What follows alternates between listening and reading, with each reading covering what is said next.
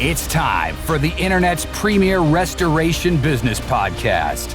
Let's go with Gokul Padmanabhan, a thoughtful listen on creating your business legacy. Your leading source for selling your restoration business.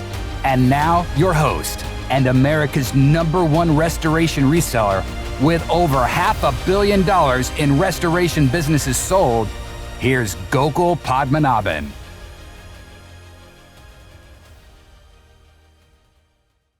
Hey everybody, I'm Gokul and welcome to another episode of Let's Go. So in our last episode, we had Phil and we were going to go through the whole P&L about squeezing more juice out of your business and more profitability. And we spent 30 minutes, and I hope you enjoyed it because there were a lot of nuggets in there. 30 minutes on just the revenue side of your P&L and your business and how to squeeze most of it. So here comes our second episode. Phil, welcome to the show. Thanks for coming on again. You betcha. Excited to be here. So we were talking right before we started recording, right? We were talking about time is money. And you were right. We were just rattling off a bunch of stuff. And I said, oh my gosh, we got to do a show on that because it's really important, right? Yeah. We were talking for 10 minutes before we kind of started recording the show.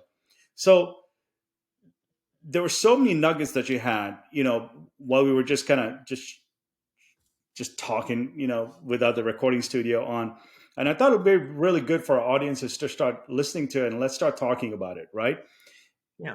There's so many things that we can do to kind of squeeze more juice out of our business than constantly be worrying about revenue all the time. Correct? Right. So in our last episode, we talked about our four, our construction, our mitigation, our mold, our contents, and how we can squeeze more juice out of those, each dollar of revenue coming in. This episode, let's pick the other one. Let's pick some of the easy ones and let's kind of all label it as time is money. Okay. And let's go over some of that. And I know we were talking about it before, like one of the leaky buckets where there's so much juice left for owners to squeeze profits out of is just finishing the jobs you started. Let's talk about that. Okay. Yeah, you betcha. So this is assuming that everything that we're going to talk about later happens and we're getting to the end of the job and we have a expected completion date, right? And we can start with the first part of the job. Why don't we just start about planning your job then? Let's start there. Yeah, we got a job. The call came in and everyone's rushing to go get it. Good. We'll talk about finishing the job later then in proper sequence, we'll do the proper sequence. We'll start with right? You got the job. Now what are we going to do? We'll properly plan our podcast too. I know. We will. So the inclination for people that are listening to this podcast, I mean, this is not all scripted, and these are just we're talking around some real themes that we think can really help. I mean, that's the goal, right? So the I guess the first place I'm going to start is that there's always this excitement. We got a job. And the customer's got this need, and their house is destroyed, whether it was a water mold or whatever it was. And so we just start throwing resources like, oh, quick, let's get a crew out there, let's get it started. And so we go start jobs, and we say, okay, well, tomorrow or next week, I'm gonna go and put my budget together. I'm gonna really plan my project. And then we find out that tomorrow we got another job. So we're chasing after this job and we never really got the opportunity to go properly plan it. Now we get a new job thrown at us and we're going to plan that one tomorrow as well. Well, good. Our marketing team did a great job. We just got 3 jobs now. And so we throw resources out there, but we had to pull them off of the previous job to put them on this one because now we're just chasing after the job. And so we're never going to catch it because we didn't plan properly, sit down and say, how's this job going to roll out? And so we think the customer really wants us to be there right away. And so we jump at it as opposed to saying, you know what, while we put our plan together to make sure that when we start your job, we're going to have the best sequence, we're going to do everything properly, and we're going to roll through this. And you're going to get the best service, best quality, everything that you would expect. While we put that plan together, we would like you to Here's a paint fan. Go take a look and select some paint colors. Yeah. Talk to, get your get your list of damaged content so you can figure out your money on your end of it. Whatever it is, give the customer something to do while we're doing something to make their job run better. And so the very first thing is to make sure you sit down and say, okay, we've got a job. What do we need to know before we start the job? We got to put a budget together. We got to put a schedule together. Like, what happens and what's the sequence? And then if we can put it in a Gantt chart, so we can say day 1, day 35, completion date. Here's all the things that happen in between here, and we can start. If we set our budget, we got our schedule in place. We can start buying out our job. What materials do we need? What subcontractors do we need? How does that impact our budget? Do we spend all our money? Do we have some money left? We're strategically looking and saying, here's our plan. We got a budget, we got a schedule. Now we need our materials. What materials do we need? Is the subcontractor going to provide it? Are we going to provide it? Whatever it is. So setting out a material plan. And then if it's internal labor, we have an internal labor plan. We set a budget for them. Here's how many hours you get. And so we properly planned our job before we ever started it. And those things that's the difference between making 32% on a job and making 42% on a job. It wasn't because I billed more for it. It's because I was more strategic about what I did before I started it. Man, that's a nugget right there, being strategic. How many people, I know you talk to thousands of owners, how many people actually do this? Like, it's in the DNA, it's in their culture. They get a job. Okay, they want to go get it, right? They're going to go throw a couple of DHUs or air movers in there and kind of plant a flag, is what I call it. But beyond that, how many people actually sit down and say, okay, let's plan this out? Before I ever start with them, not a whole lot of them. If they've been working with business ventures or some sort of advisor or a coach, and they're saying, okay, be smart about what you're doing. It sometimes takes getting some help to really look at what's going on. Yeah, sure. The successful companies, the growing companies, the ones that they've got discretionary cash. So if you tell me that 80% are unsaleable, I'm going to tell you this probably because they don't strategically think about their jobs, their operation, what their business is going to do. They're busy and they do. I'm just doing. Yeah. So there's a lot of kind of holes in the bucket where money's flowing out, right? Because you're not planning properly, right? Yep. And then all of a sudden labor cost is high and overtime cost starts to creep in, and it all starts sucking the margins out of your business, basically. So let's go through that whole life cycle. So we plan the job. Now we're starting to execute the job, right? How can we make sure we're continuing to squeeze more juice out of it and make sure that there's not a lot of leaky holes where money's flown out the door unnecessarily? Yeah. So the first one is, if we're talking reconstruction, but if we're internal and using labor, we're setting our budgets and expectations, and this job should take 4 people 2 days or whatever it is. And we set those expectations because that's going to help us hit our margin before the job is done. The other one would be our subcontractors. Do we go? I mean, how many people go give the job to a subcontractor and just send them out there and wait for the sub to send a bill back? Yeah. Well, we're at their mercy, and they're driving a really nice pickup truck, and they've got they're taking a nice vacation, and it's not always the case, but restoration revenue, what we're able to pay a subcontractor, it's not amazing money, but it's good money. Yeah. And so finding good subcontractors and then giving them a job and saying, here's what it pays. And so here's a couple things that come from that. First thing is, we got to sell to the subcontractor. We have to say, when you work with us, you're not going to go do 5 estimates to get 1 job. You're going to get 100% of what I give you. Yeah. And I'm going to pay you quickly. If you have the ability, if you manage your company well, and you can pay your sub and pay them every 2 weeks, now all of a sudden they're going to give you a little more discretion. They're going to be more flexible with you. Send me a bill, I'll pay in 2 weeks. Some people pay every week. That's a little harder to manage. But the cash talks. And so I'm going to give you a job. I'm going to be busy year round. It's not cyclical. It's not, you're not going to be home in the winter when it's raining. I've got things for you. And so sell this job. And then maybe, some subs would find it very compelling. Say, we do work with a really high purpose.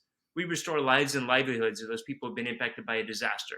We're there to help them on their worst day of their life. So however you put that, and maybe that's important to some subs. Some subs don't care, but stop sending them to jobs and saying, "Send me a bill." Start giving them, "Here's the job. Here's the price. Here are the materials." Maybe whatever it is. Maybe you And the separate schedule too, right? You want the schedule because if a sub doesn't, Yeah. they got to fit into your schedule once you plan it.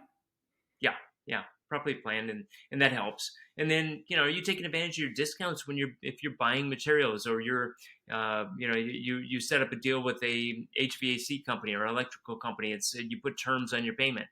I want a 5% discount for prompt pay, Yeah. or however you set that up. And are you taking, so we understand the 5 points doubles our net profit dollars. Yeah. So if that's the case, all these we got points on our estimates we talked about last time. We can get some points by buying materials and getting discounts from Home Depot or Lowe's, getting prompt pay discounts from our subcontractors. Whatever it is, we're finding money that's sitting around there that was, remember, slipping through our fingers. It was there. It was our money. It was our opportunity to run our business, to do more service to more people.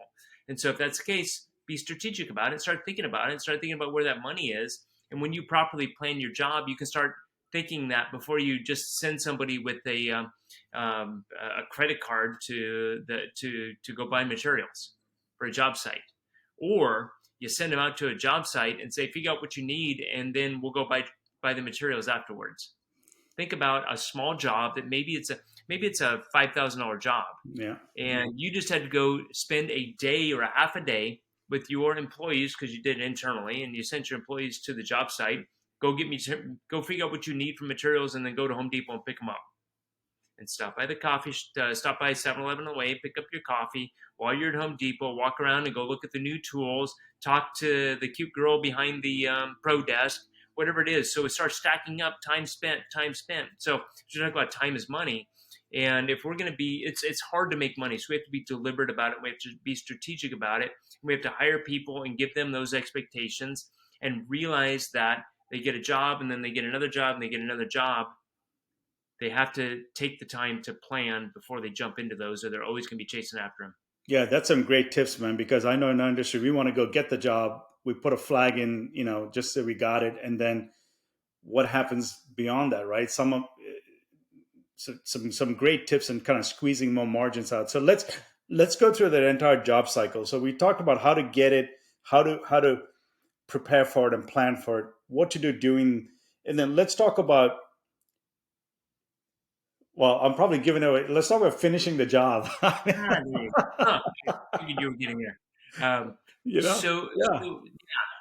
I think that the first thing is having some realistic expectation when the job's done. If you don't, then you're always going to run long because you didn't have a plan. And so you get to the end of the job, and you get your next job that comes in, and the customer's got 5 little things that need to be done that are a real pain in the butt, and you just have a tough time getting out there. And so you neglect getting that job done. You neglect the client. I'll get to it later because I started my next job. And then the client calls the adjuster. And then the client calls you. You don't answer the call because you're really busy. And so then the client calls the adjuster or the agent, and then the adjuster or agent calls you, and you're like, oh gosh darn it, I got to throw resources out. I'm going to send my crew out there. So I now send a crew to go fix something that the subcontractor should have done, but I had the subcontractor on another job, or I chose not to backcharge them, whatever it was. So this sequence of events leads to just leakage of time and money on that job. And customer satisfaction. So the customer's not happy. We're not getting paid. We're not closing out the job. So as you look at the job, finish like a pro.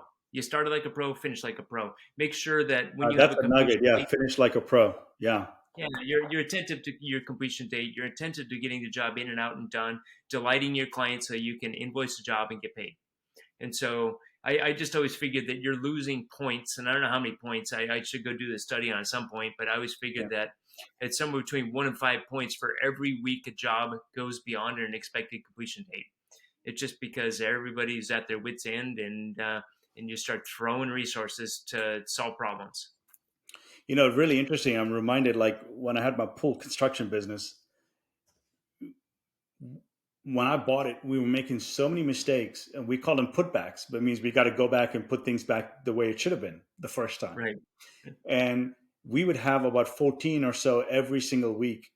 And talk about cost draining, not only are you spending more money on that one job, but that crew could have been doing another job. So it's like a double whammy on mistakes. Yeah. People don't look at the opportunity cost of their labor. Yeah. Which is so substantial. It's, then it's not that it cost you, maybe it's $35 an hour with burden. It's that they were not producing $200 an hour or $150 an hour, whatever your target is. Yeah. And so if you looked at those numbers, that's quite substantial. That's kind of scary when you look at it. Yes, because you and I talk about this all the time. We talk about 2-3 times a month, and we always talk about, we've seen companies running at 16-17% margins, and we've seen companies running at 4% margins. And these episodes that we're doing, these are the real differences between those companies. I mean, these are real world examples of what is going on. Yeah, you just clicked or made some click in my mind here where you were talking about 4%, and I think if there's companies running at somewhere between 2 to 4%. I see is not all the time, but those companies don't realize that they're on life support. They're making money on a P&L, on a profit and loss statement, or even a job costing statement, but their job costing sheet, but they're not cash flowing their company.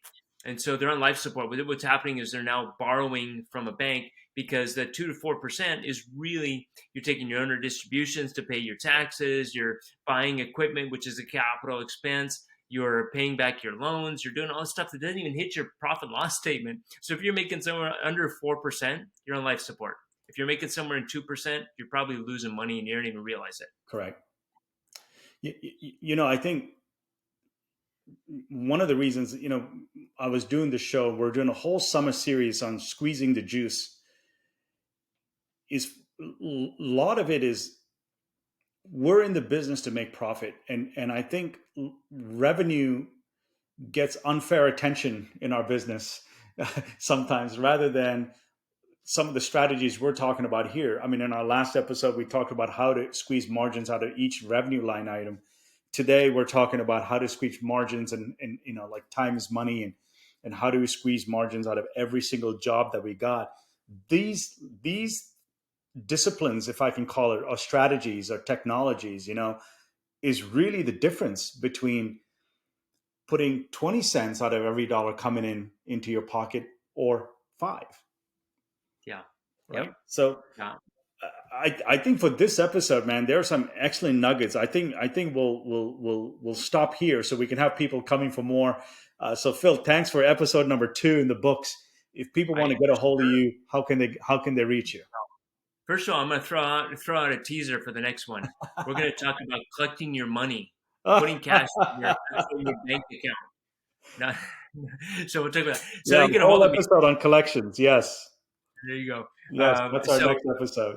Yes. Send me an email, Phillip at businessmentors.net, Phillip at businessmentors.net. Phone number is 541-359-4117, 541-359-4117. Hey, Phil, thanks for coming on. Again, these are just nuggets for our listeners. And I'm taking like 5 pages of notes, that I can probably implement in my own business. So thanks for coming on. And again, folks, if you want to reach us, you can always find me, www.rbacells.com. And I look forward to catching you on our next episode. You've been listening to Let's Go with Gokul Padmanabhan, a thoughtful listen on creating your business legacy. Subscribe on your preferred podcast app so you don't miss an episode. And if you like what you're hearing, please rate and review. Thanks for listening.